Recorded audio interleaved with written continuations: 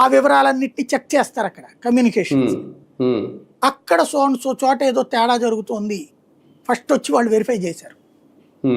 చేశాక వాళ్ళు వచ్చి అరెస్ట్ చేస్తే కానీ తెలియలే మనకి. నంద్యాల దగ్గర ఇప్పుడు తమిళనాడులో అద్వానీని పేల్చేసి వచ్చినోడు ఇక్కడ దర్జాగా ఒక దర్జీగా బతుకుతున్నాడు. వాడికి బిడ్డ, ఆ బిడ్డకి పెళ్ళాలు పిల్లలు అంతా ఎట్ట దొరికారు ఈ తీవ్రవాదులు? ఆ ఎన్ఐఏ అట్లా సమన్వయం చేయడం వల్ల. అంటే ఇక్కడ స్కూళ్ళు ఆర్మీ స్కూళ్ళు కాదు సార్, ఆర్మీ స్కూళ్ళు మరోపక్క అసెంబ్లీని టార్గెట్ చేశారంటే రాజకీయ నాయకులు భద్రతా అధికారులకి ఏమన్నా బెదిరింపులు కార్యక్రమం ఇది? ఏం లేదు, చెప్పాను కదా ఇప్పటికీ నేను చూసిన ఈ 3 నెలల్లో ఒక 1000 పైన ఉంటాయి.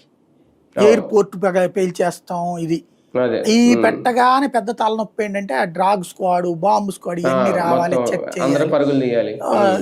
ఎట్టి పరిస్థితుల్లో దేన్ని వీళ్ళు లిమిట్ అని వదిలేయలేరు. అదే కదా, సెలవు ఇచ్చేయాలి స్కూల్కి, అవన్నీ చెక్ చేస్తారు, ఏం లేదని నిర్ధారిస్తారు. నేను చెప్పేది అదే, అరిచే కుక్క కరవదు అంటారు, కరిచే కుక్క అరవదు. ఉగ్ర కార్యకలాపం చేసే ఏ ఉగ్రవాది బెదిరించడు, బెదిరించేవాడు ఉగ్రవాది కాదు. కాకపోతే మోడీకి అయితే మోడీ హిట్ లిస్ట్ లో ఉన్నారా? మోడీకి థ్రెట్ ఉందా? ఉగ్రవాదులు కన్ను ఉందా? ఏంది, దేశంలో ఉన్న ప్రతి నాయకుడు థ్రెట్ లోనే ఉంటాడు. మోడీ, అమిత్ షా హై థ్రెట్ లో ఉంటారు. అంటే ఆయన వచ్చిన తర్వాతే కదా ఎక్కువ ఆపరేషన్ ఖచ్చితంగా. అది ప్రపంచం ప్రతి తీవ్రవాద సంస్థ ఆయన ఏదో ఒకటి చేయాలని అనుకుంటది.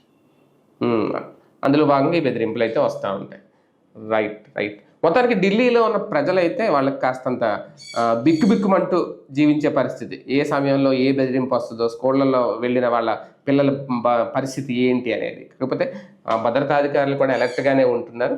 ఈ బెదిరింపుల విషయంలో ఇక నెక్స్ట్ ఎలాంటి నిర్ణయాలు తీసుకుంటారు, కట్టుదిట్టమైన భద్రత పెంచారంటే ఇప్పటికే కదా కూడా, ఇంకేం చేస్తుంది ప్రభుత్వం అనేది వేచి చూడాల్సింది.